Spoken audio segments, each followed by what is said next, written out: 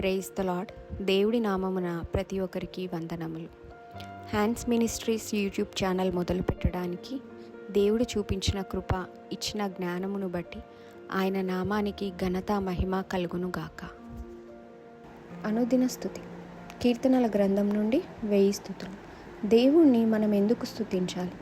దేవుడు మన పట్ల చేసిన మేలులకు గాను, మన పట్ల చూపించిన అపారమైన ఉచిత కృపకు గాను, ఆయన ఇచ్చిన వెలకట్టలేని రక్షణకు గాను మనం ఆయనను స్తుతించాలి. అంతేకాకుండా మనకు ఆయన పట్ల ఉన్న కృతజ్ఞతను, ప్రేమను, భయభక్తులను స్తుతుల ద్వారా చెల్లించాలి. యెషయా గ్రంథం 43:21 చెప్పిన ప్రకారంగా అది మన బాధ్యత. నా నిమిత్తము నేను నిర్మించిన నా జనులు నా స్తోత్రమును ప్రచురము చేయుదురు. ఎప్పుడు స్తుతించాలి? మనం దేవుణ్ణి ఎప్పుడైనా స్తుతించవచ్చు, కానీ మన ప్రతి ప్రార్థనలో స్తుతి ఉండేలాగా చూసుకోవాలి. దేవుణ్ణి ఎలా స్తుతించాలి? మన స్తుతి అర్థవంతంగా, ప్రేమపూర్వకంగా, గౌరవపూర్వకంగా ఉండేలాగా చూసుకోవాలి. ఆకాశమందు ఆసీనుడు అయిన దేవా, నీకు స్తోత్రములు.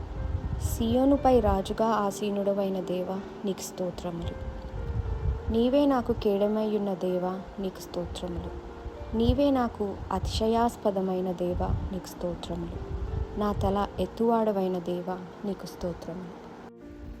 ఆకాశమందు ఆసీనుడయ్యున్న సియోను రాజు మాత్రమే మనని ప్రతి ఆపద నుంచి కాపాడే డాలుగాను, మన సంతోషానికి కారణభూతంగాను, మన తల ఎత్తువాడుగాను ఉన్నాడు. ప్రార్థన. కృపాసత్య సంపూర్ణుడైన నా తండ్రి, నీకు స్తోత్రాలు. నా శ్రమలోను, నా సంతోషంలోను, నా సమృద్ధిలోను, నా లేమిలోను, నా దుఃఖంలోను, నా సుఖంలోను, నా వ్యాధిలోను, నా స్వస్థతలోను నాకు తోడుగా నీడగా ఉన్న నా తండ్రి, నీకు స్తోత్రాలు.